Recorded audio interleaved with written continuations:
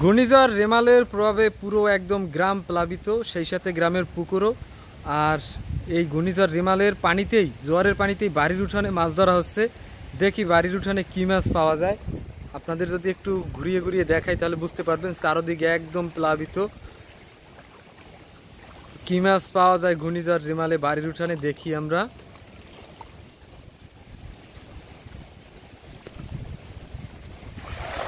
একদম এই যে চারদিক প্লাবিত, দেখেন ঘূর্ণিঝড় রেমালের প্রভাবে চারদিক একদম প্লাবিত। তো এই প্লাবিত পানিতেই মাছ ধরা হচ্ছে, অবশ্যই বড় বড় মাছ আছে। বাড়ির উঠানে অবিশ্বাস্যভাবে কিন্তু এই মাছ ধরা হইতেছে। কি মাছ পাওয়া যায় আমরা একটু দেখি, আর আপনারা ভিডিওটা সম্পূর্ণ দেখবেন। যেহেতু একদম চারদিক প্লাবিত, আশা করতেছি বড় বড় মাছ পাওয়া যাবে।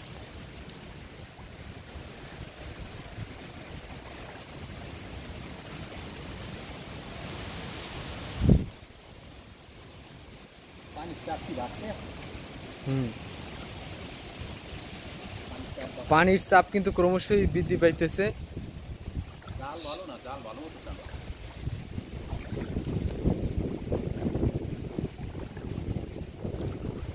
আছে মাছ, আছে ওই যে মাছ উঠছে।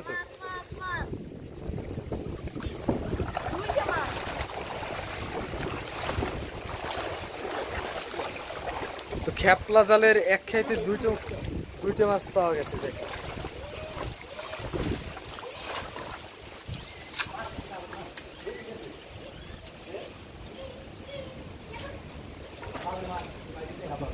বেশ ভালো বড় সাইজের মাছ পাওয়া গেল, মিনের কাপ মাছ। আরেকটা উঠছে তো, এই যে আরো একটা। এই যে মানুষের যে পুকুর থেকে এই মাছগুলো আসলে বেরিয়ে আসছে, সেই মাছ এখন বাড়ির উঠানে পাওয়া যাচ্ছে। দেখছেন এই যে মাছগুলো সব এই যে মানুষের পুকুর থেকে বেরিয়ে আসছে।